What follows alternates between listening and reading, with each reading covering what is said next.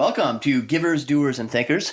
Today we chat with Elise Westhoff, President and CEO of the Philanthropy Roundtable, about the promise of American philanthropy and what is keeping us from realizing it. Let's go. Givers, Doers, and Thinkers introduces listeners to the fascinating people and important ideas at the heart of American civil society. We speak with philanthropists, nonprofit leaders, social entrepreneurs, historians, journalists, and anyone else who will help us understand contemporary civil society's achievements and failures. We also sprinkle in practical advice for nonprofit leaders and fundraisers. My name is Jeremy Beer, and thanks for joining us. Perhaps I should have said fully realizing it in that introduction, because, of course, we are realizing it and have realized it for a long time in this country. We'll be talking about that with Elise. Thank you for joining us for another episode of Givers, Doers, and Thinkers. This is our second season, and we're starting to feel a little more at ease with this whole podcast thing. Although I discovered that my sister-in-law is now occasionally listening to these shows, so there has been familial infiltration. I can now look forward to even more awkward conversations at family gatherings. So I got that going for me. Of course, if you're family and listening to this, I'm only kidding. Elise Westhoff is not family, not that I know of anyway, but she is like me, a Hoosier. So that's kind of like family. She is also, like me, a graduate of Indiana University, the Athens of the Midwest, where after graduation, she directed major gifts fundraising for neuroscience programs at the Indiana University School of Medicine. Before that, Elise worked in planned giving and major gifts at the New York Public Library. And after her tenure at IU, she worked at the Snyder Foundation as executive director. That's a really broad and interesting resume, as you can tell. And it has recently become even broader and more interesting when Elise was named the head of the Philanthropy Roundtable last June. It is a pleasure to have you with us, Elise. Welcome. Thank you so much. It's a pleasure to be here. And I always enjoy talking with a fellow Hoosier. Where are you from in Indiana again? I'm from Indianapolis. So, yes. Spent my whole life there and loved my time at IU, as I know you did too. And best place in the world. And then decided, why not go to New York? Because what's a better next step? It's a natural next step from Indiana University is to New York, the New York Public Library, among other things. That was back. We were at IU back when it was a basketball school and not a football school. So that's how long. It's so true. I was there for the demise of Bobby Knight, which I know we all remember. Were you there? Were you there that year? No, I had just left. So he was still doing his thing when I was there. Sad to see him fall like that, but it was definitely a memorable year. He was someone who was celebrated for his philanthropy. That was always obviously what Knight defenders would usually trot out when the latest violation had occurred. The library at IU, as I recall, was his special cause. Do you remember that? I don't remember that. Oh, yeah. That's tell me more. No, I don't know anymore. All I know is they're very unlikely to rename it the Bob Knight, library. That doesn't surprise me. Well, let's start with the Philanthropy Roundtable, because many of our listeners may be somewhat or even completely unfamiliar with it and its work. What does the Roundtable do and why? Well, the Roundtable is a network of donors who share values. So we are specifically focused on liberty, opportunity, and personal responsibility. And we aim to build a movement of people who want to be effective in their charitable giving and move those values forward. Part of the way that we accomplish that is by protecting Americans' freedom to give to the causes they believe in without government intervention. Because we think more people are more generous when they're passionate about what they're giving to, whether it's improving education or healthcare, supporting criminal justice reform, whatever they care deeply about, they need to have the freedom to pursue that. And I think charitable giving in our country has been so vibrant and successful because it's had flexibility and it's allowed people to have the freedom to pursue what they want to do. So at the Roundtable, we want to help support that. And we also want to expand charitable giving so that everyone can participate in it and be part of strengthening their community. And so, we just think the tradition of philanthropy in this country is really important to the fabric of our society. And without it, it's scary to think where we would be. So we want to preserve that experimental and innovative spirit that has always been part of the charitable tradition. It's interesting that you use the word tradition, that America has a particularly unique tradition of philanthropy. It seems to be particularly vibrant. Why is that exactly? Can you delve into that a little bit for us, or have you delved into that yet in this new post? Both today, currently, and historically, why is American philanthropy different than it seems to be in other countries, and how is it different?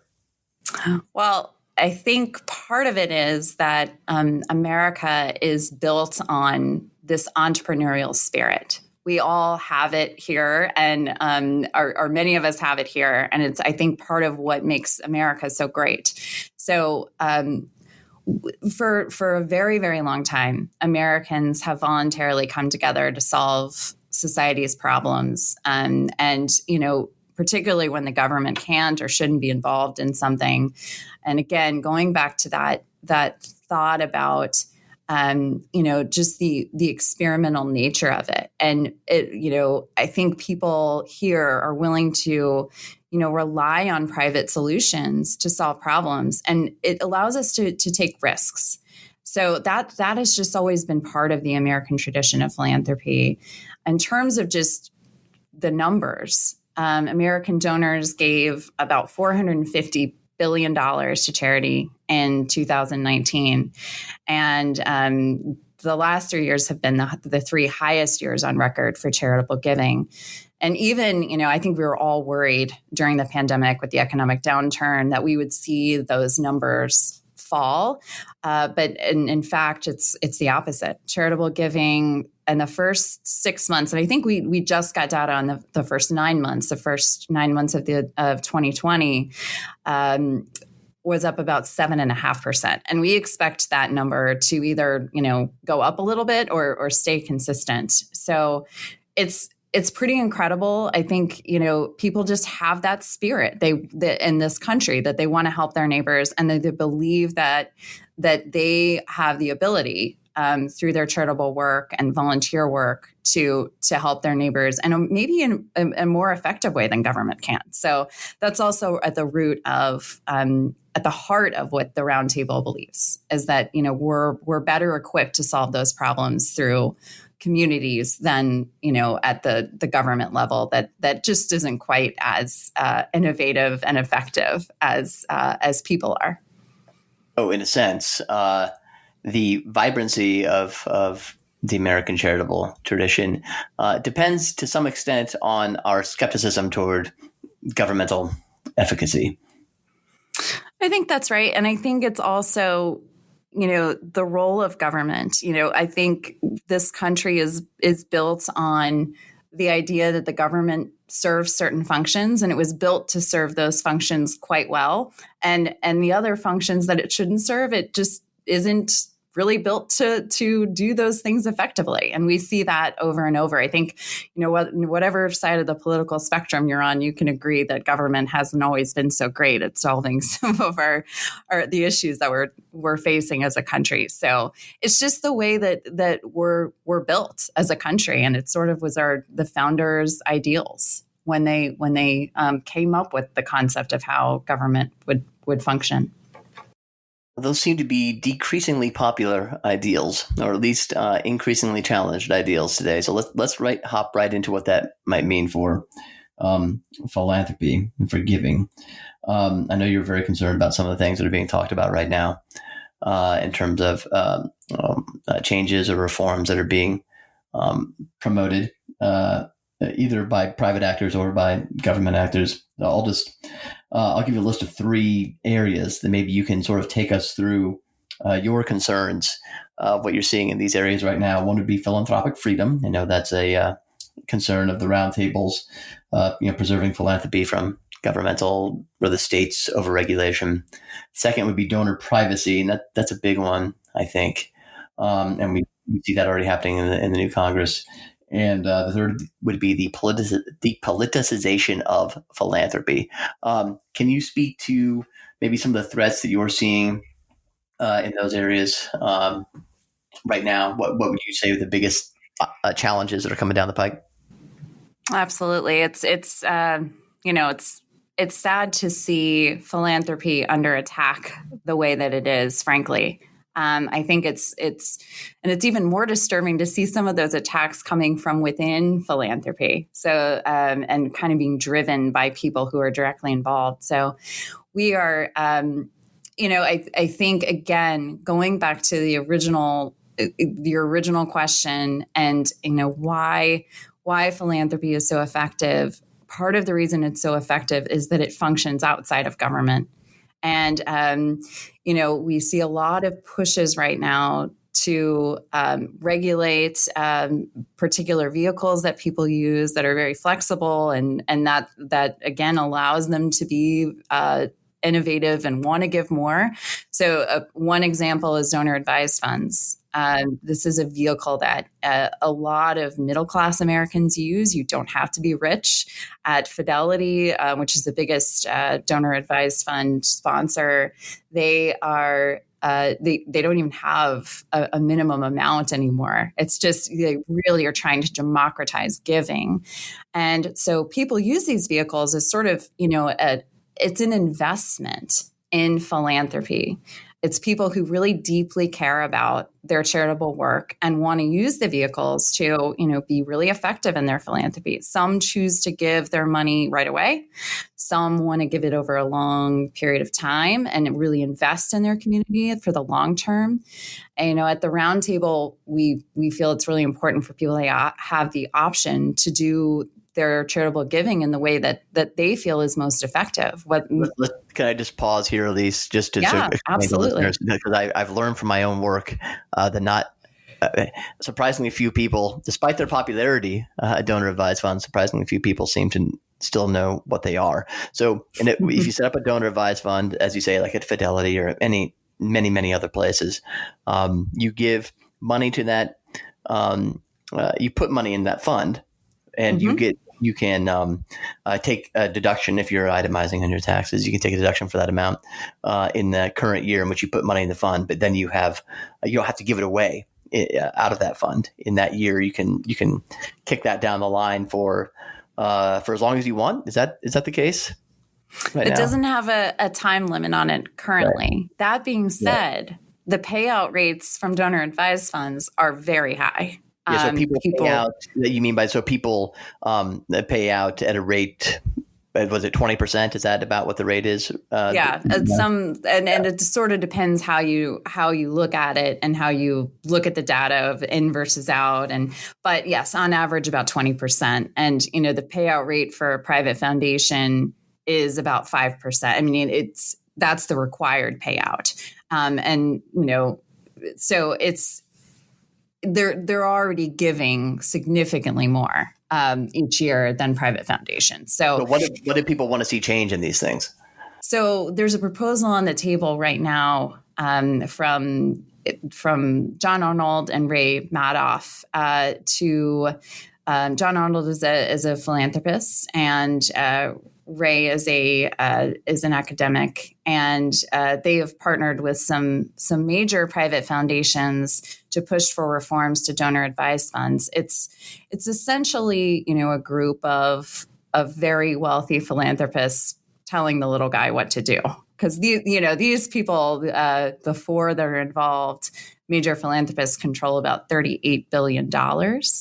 And, the average donor advised fund is, 160 or somewhere around there. Mm-hmm. So, I mean, it's not million and not billion, just to be clear, 160,000. 160,000, correct. So they want to accelerate giving. That's what it's called. But they want to accelerate it from, people who have far less money under their control and sort of well, they maintain the right to give over a very long time horizon if they'd like. They're all set up in perpetuity. So it's just, I think I think it will really deter people from setting up a donor advised fund. And I think that means less money in the charitable sector. And what we want is more money in the charitable sector, not less. So they want there to be a higher required payout or a limited time horizon, which you can wait. So it's a 15-year time horizon that they're proposing for donor advised funds. And again, that time horizon doesn't exist for private foundations. What is their explanation for why donor advised funds should have to operate by a different set of rules than the billion-dollar foundations that they control? I don't think they've really accurately addressed that question. They just keep going back to there are a lot of assets sitting out there. People are hoarding their wealth. And to me, when I hear them talk, I think that, the intentions are probably good. It's just that, those cases where it's like something bad happens and it's one thing, and then it means you have to reform everything around it. So like there's, it's just, I think it's one of those cases because there are people I think who have, probably not behaved in a way that we would all, objectively say was the best way. There's some public cases where people have put a lot of money into donor advised funds and then not spent it in a way that it, as quickly as people would have liked. And so, but that's just not, there's no evidence that that's pervasive in any way. And in fact, the evidence is quite the opposite. So I think it's really just a case of, see that thing over there. Now there's this massive problem, when in fact that massive problem doesn't exist. Yeah, in your opinion, it's a solution for a non-existent problem, and a solution, moreover, that is applied inconsistently across different kinds of entities. Correct. Yeah. Well, so Arnold Madoff proposal, okay, that's on the table. Another thing that's on the table and it's been actually implemented in California, possibly other states, although I don't know, you can tell me, is this requirement that nonprofits disclose the names of their donors. Nonprofits meaning 501c3 organizations. We're not talking about PACs or 527s or 501c4s. If you don't know what those things are, they're more political, or at least in theory, than 501c3s are supposed to be. What's going on there? Talk about this this real desire to make it known to everyone, to take away the freedom to give to an organization without in an anonymous way. Right. Yeah, it's a huge issue, and it is popping up in several states and also at the federal level. So we're really seeing an effort to just force charities and nonprofits to disclose, private information about who their donors are, what their home addresses are. And the thing that concerns us about it is in this day and age, and we all see it, there's just it's scary. There's a lot of intimidation out there, people, and it doesn't apply to one side or another. I mean, it's both sides. So at the roundtable, again, we really want to protect everyone and their right to give privately. So whether they want to give to Planned Parenthood, they should have the right to do that privately, because there are unfortunately scary people out there who would want to do harm to those people just as much as conservative donors who are really being, canceled, shamed and canceled, and harassed and intimidated based on their giving preferences. So there's actually a Supreme Court case that is going to be heard, which we're hoping for a positive ruling on, and it's AFPF versus Becerra. You might recognize that name, but it relies on a ruling from all the way back in the 1950s when Alabama tried to stop the NAACP from operating in the state by subpoenaing their membership list. And the Supreme Court ruled in NAACP's favor. So it's time for this to come up again, because it's been such a huge issue. And really we're is hoping the irony in the whole thing, right? Is that it was a desire to, if we would put it in today's language, cancel or dox progressive donors in Alabama in the 50s that led to a ruling affirming the right to donor privacy. And today it is progressives who are promoting the erosion of donor privacy, so that as far as I know, I'm not aware of any conservatives who are advancing these new laws and regulations. So I think conservatives definitely tend to be friendlier to donor privacy. But at this point, but yeah, there is a huge reason why progressives should care about this too. And I do know progressives who care about donor privacy and understand the implications. So, I mean, money is speech. And people's right to speech is protected, and we are very hopeful that we'll get a positive ruling here. All right, let's take a break, and we will come back and talk about some more threats to the philanthropic tradition here in America when we come back with Elise Westhoff.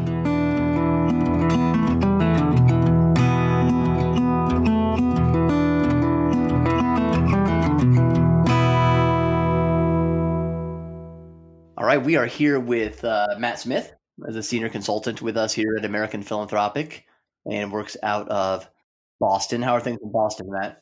A couple of inches of snow on the ground, but I think we avoided the most of this storm. I know down south got a little bit more. So all in all, things are well. Only 4 more months to spring. We're recording this in what, February 2nd, 2021. So what, June? Is that when spring comes to Boston? Or is it... Yeah, we hope so. We hope so. Sometime. Matt, I wanted to ask you about donor clubs, major donor clubs. A lot of nonprofits use them and seem to have success with them. What are they, and why should a nonprofit organization either start one or ramp up the one it has? So donor clubs are important because they show that you value your top donors.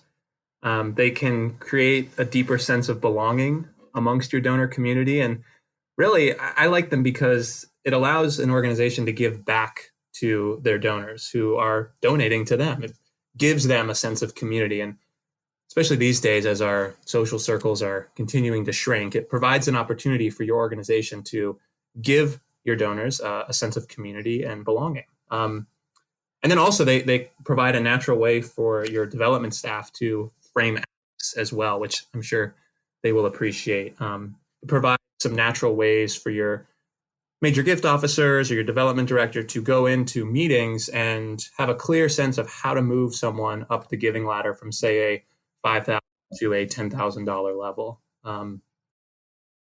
Yeah, it like makes the ladder that you would like your donors to climb if they have the means and can be inspired to do so. It makes that very clear, right? It's not just sort of completely vague otherwise. Absolutely, yeah, and again, like that's something that I'm sure your development staff will appreciate. Kind of having those clear guidelines and direction of when you go into a meeting, having something that you can very tangibly point to and say, "Hey, you're giving at this level. We'd like you to give here, and this is, these are even some of the benefits that you might receive from doing so, and this is the value that you'd be giving back to the organization at that level." So then, how do you set one up? Well, it's practically a few steps here. You first have to set the levels of the club itself. So, depending on the size of your organization, you might start with, say, a $1,000, $5,000, $10,000 level, and if you're a larger nonprofit, maybe even up to something like a $25,000 level. And you want to determine the benefits at each of them of what the donors are going to be receiving at each of those levels. And while it can be nice to provide tangible items, say like a mug or a bag or something like that, what we find is that donors really value access. So Maybe it's a conference call with the president of the organization, or a small cocktail party before your annual gala or something like that. Those are real valuable ways that you can provide important access to donors in your donor club. And then you want to establish a name, 1 or 2 words that is the essence of what your organization does. You want to come up with a logo, something that retains the general branding of and color scheme of your organization, but that is distinct. And then you want to advertise it. So create a separate landing page on your website, come up with collateral, maybe do a special mailing that introduces the donor club. You want your development staff to communicate to the folks that are now included, may not have known previously. And so making sure that they're in the know about, hey, you're a part of this club, you've been giving at the $1,000 level, and we're excited to welcome you into it. And these are the things that you'll be receiving. And so those are just a few steps here practically to get it rolled out. It's actually not hard. It may sound intimidating, but you can just look at what other people do and get ideas for yourself. But I'll just leave people with this: they work. We know that, right? The data shows that these things actually help you raise more money. Absolutely, yeah, no question. Fantastic. Thanks, Matt, for being with us. Absolutely. Thanks, Jeremy.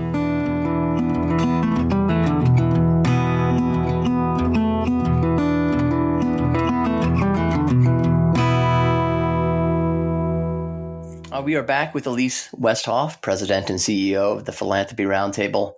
Elise, I'm going to get you into some blurrier and maybe even less comfortable territory for you here in a second. But first, is there any other from the side of the state, meaning capital S state, the government in the United States, state or federal level or local level for that matter? Are there other things coming down the pike that you're particularly concerned about, other than the Arnold Madoff proposal and this donor privacy stuff, attack on DAFs, et cetera?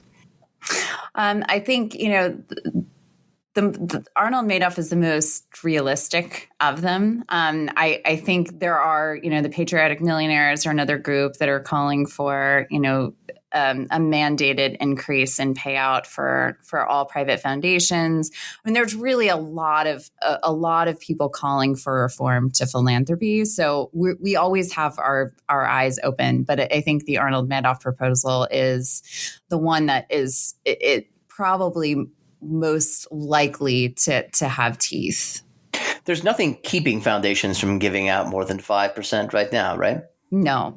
And many foundations and people have decided to increase their giving, as we've seen in the numbers. So I think, again, it's sort of solution in search of a problem. And it's curious. There's a no mandate on DAFs, and there's an average of 20% payouts, and there is a mandate on foundations. And I don't know what the average is, but it's not 20% for foundations. It's not that much higher than 5%, I don't think. No, it's not. And, but I think it's really an individual choice for each foundation, whether they decide to sunset. I ran a private foundation that made the decision to sunset. So they spend, their spend down rate is much higher than the 5% because they're trying to spend all their assets in a period of 20 years.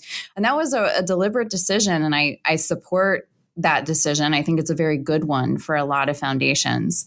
And we, I learned about that concept at the roundtable. So the roundtable is very supportive of people's decision to spend more if they'd like to.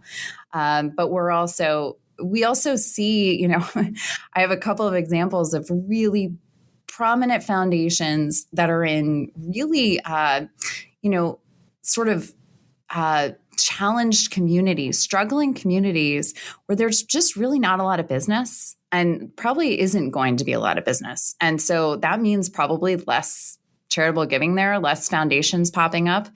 And over decades, that foundation has been a stronghold in that community. So in some cases, perpetuity, it makes sense. And we support that decision too. So, I I know you guys are support diversity when it comes to perpetuity or not perpetuity.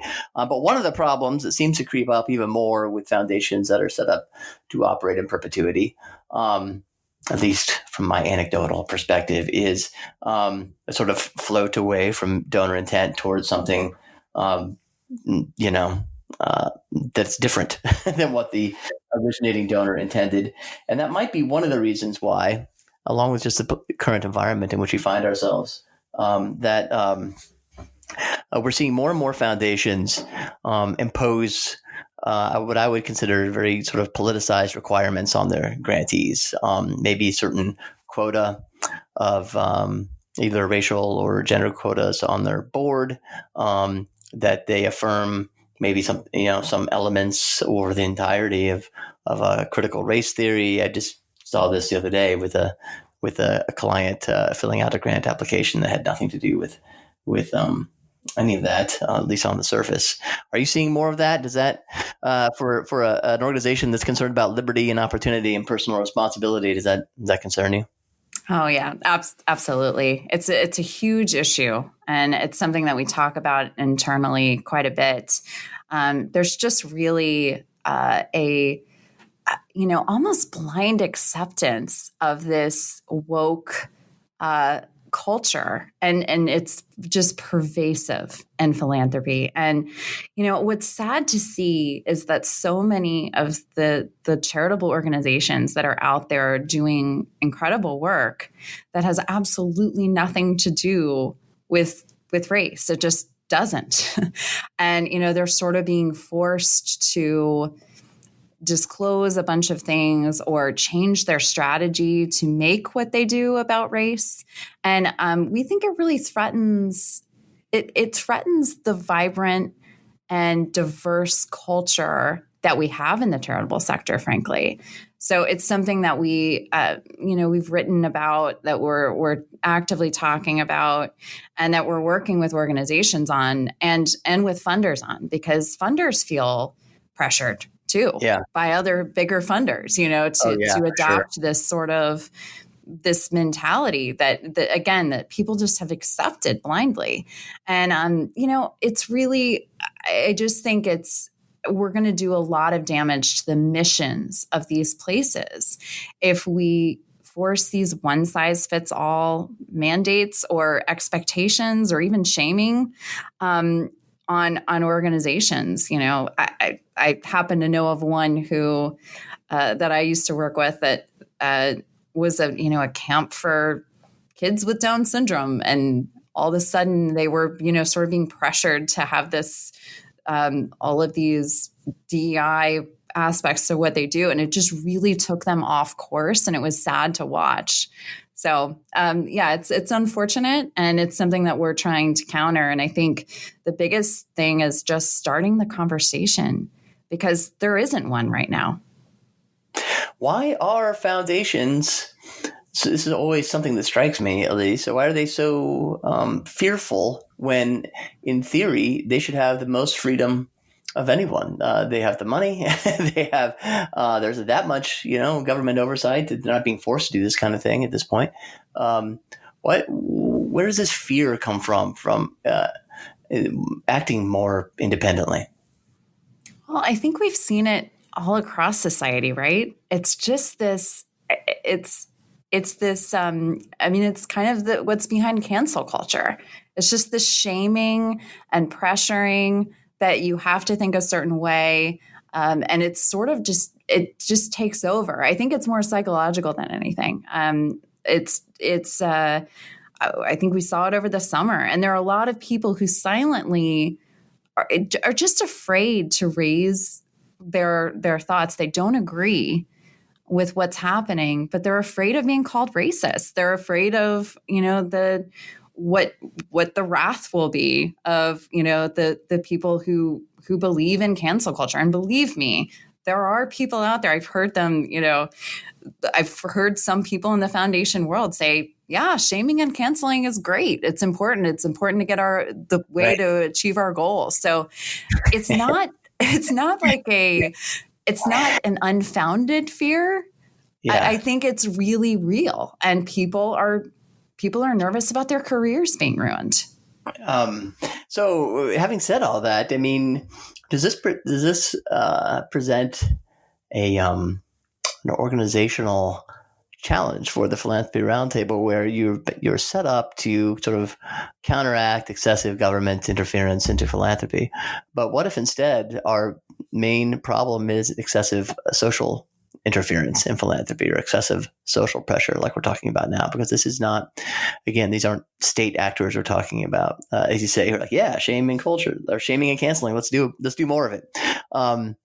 What does that make you guys have to shift strategies in a kind of fundamental way, or to add on new strategies? Well, I think it is one of the things that we're focused on is philanthropic culture, and just culture more broadly. And again, starting a conversation, a dialogue, in a thoughtful way to say, wait a minute, we know not everybody thinks this way. I mean, look at I think the evidence for that is pretty clear. And whatever you think of the election doesn't matter. No one thought that Trump would do as well as he did. Right. And, from the shamer's perspective, though, that's exactly the problem, right? That's why we can't afford to have a conversation, because too many people out there are simply wrong. So I guess my deeper question to you is, how do you start a conversation when one of the dialogue partners doesn't believe in having a conversation? In fact, they think having a conversation is to concede to you a sort of legitimacy that you are not entitled to. Well, it's funny. It's definitely out there, but I think if you're courageous, and if you're thoughtful about the way that you engage, I have found that people, there are some people on the fringes that are never going to listen to you no matter what you say. But there are a lot of people who will listen, and who actually I can see. And, there are just examples that I have and interactions that I've had with people on the left. And we all have friends on the left, and I have friends on the right and friends on the left. But I've seen people be open. So I think we just have to keep trying, frankly. And I think, I've seen more openness from places like the Chronicle of Philanthropy. They've been willing to put our pieces out there, and not everyone reacts positively, but a lot of people do. So that tells me that we need to just keep trying in a thoughtful way to counter this narrative and talk about why it's damaging to our sector. And we're going to keep doing that. So I don't actually see it as a challenge necessarily. I think it's an opportunity. We have an opportunity to make a difference. And we just got to keep going at it and keep trying and be thoughtful at every step of the way. So, okay, I'll get off this topic now and start talking about the left, and I'll switch gears, and we'll talk about the right. There's another line of criticism, and I'll in the interest of playing devil's advocate, I'll give voice to it here, and I'd love to hear what you have to say.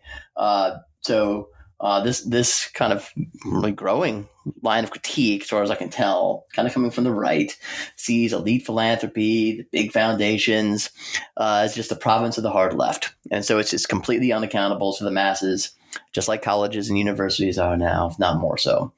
And so therefore, any efforts to sort of uniformly protect philanthropy from more oversight or reform, you're just aiding the hard left, no matter what your motivations might be. And so that strategy is a loser. What do you think about that line of critique? Have you heard that? And how are you responding to it?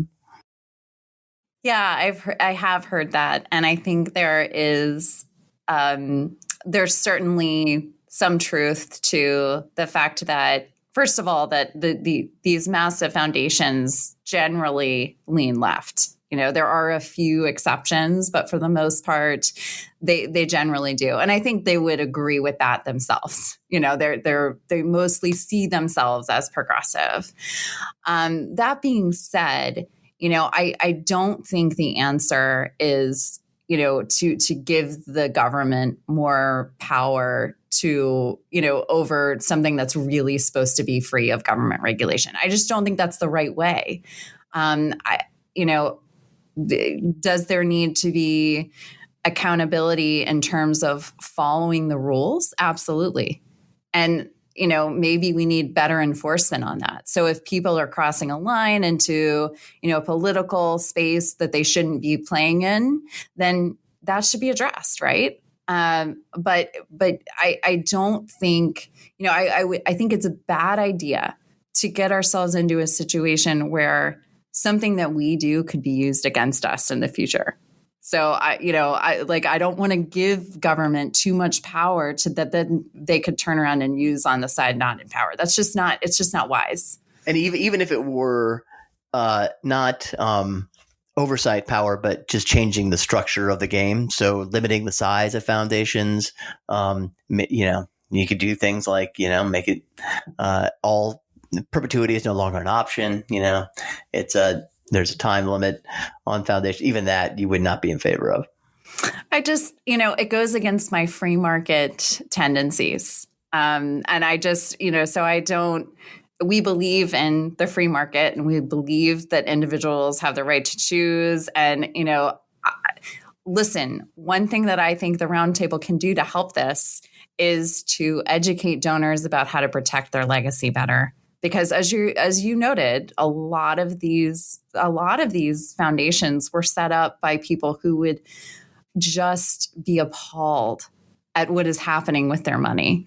And part of that is that they haven't protected their donor intent in the best ways. So that is one of the things that I think the Roundtable can help donors of the future do.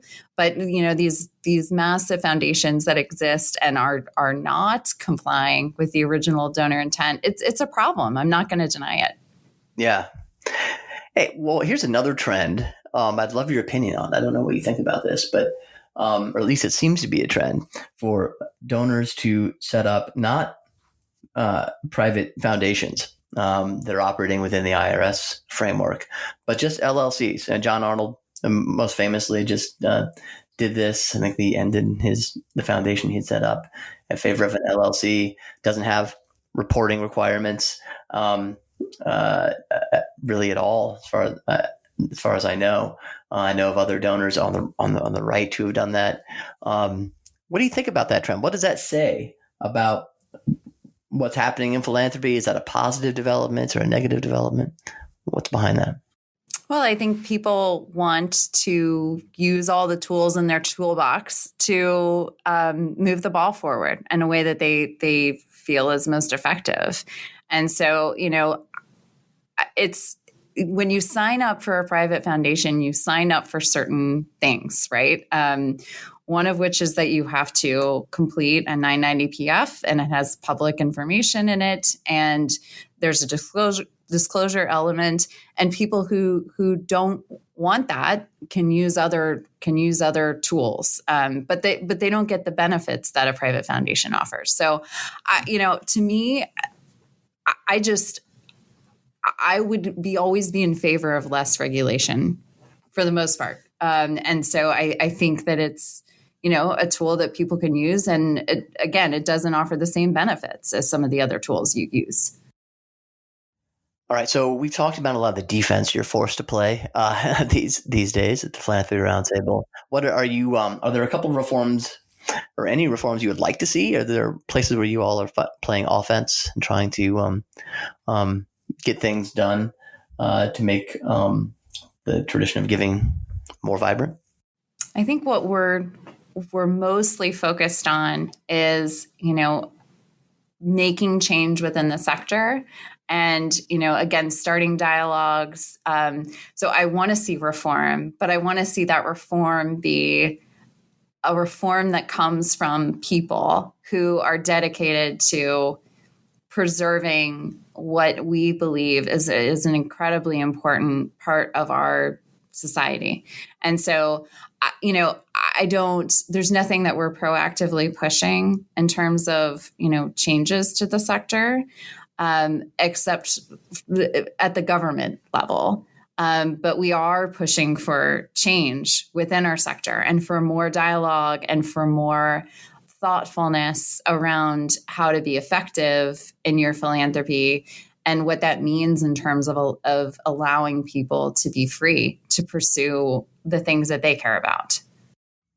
What are, you've worked now, you've only been at the Roundtable since June, but you worked at the Snyder Foundation. You've been very familiar with this sector for a long time. Can you think of one or two examples? You don't have to give names. You don't want to, although if you want to, that's fine too, of giving done right especially by foundations, maybe major donors as well. They're really effective. They thought was really smart, innovative. Can you think of any really good examples you would share?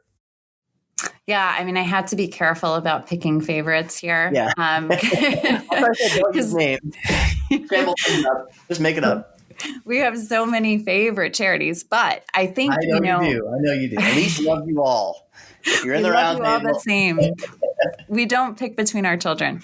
But no, I think I think the groups that are doing a really good job are the groups that are, thinking about what it is that they want to achieve and are, being really creative about problem solving. I think what makes philanthropy so great is the risk factor. You don't always win, but you can place bets that could potentially lead to something that's really incredible. And I think we've seen over time the role that philanthropy has played in so many challenging issues facing our country. I mean, even looking back at just COVID and the role that philanthropy played in research and treatment and just down to, getting groceries to people. It was absolutely essential in getting us through this crisis. And so we really look at groups that are using creative approaches and willing to take risks.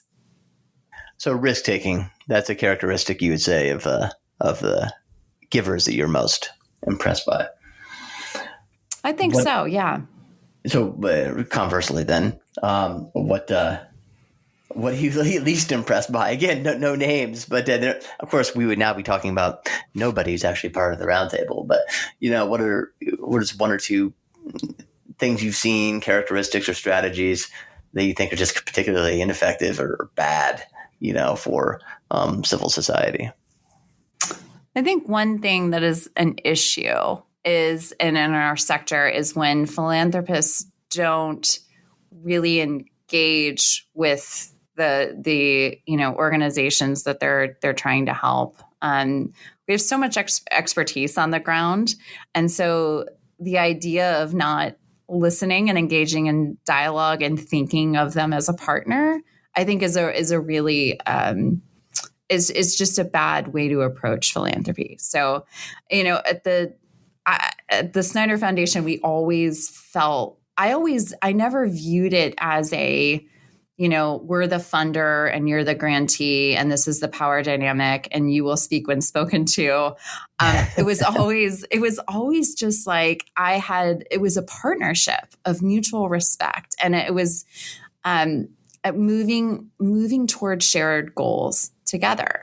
And I think when people approach things that way, not only is it more fulfilling, but it's also more effective because you actually can help them problem solve and think through issues that they're facing because you're sitting in a different place where you have a kind of a broader view of what's going on maybe than maybe they do. So I just think approaching it that way as just a partnership and instead of a power dynamic is a better way to look at it. Elise Westhoff, thank you very much for joining us. Thank you so much for having me. This was great. Where can people find you and the Roundtable online on social media? You can find us at philanthropyroundtable.org, and we are on Twitter and LinkedIn and Facebook and all of those places, even though I am not a huge user of those things, but the round table is. So maybe someday I'll catch up. All right. Well, thank you very much. It was a pleasure speaking with you, Elise. And thanks for being with us like givers, doers, and thinkers. Thank you so much.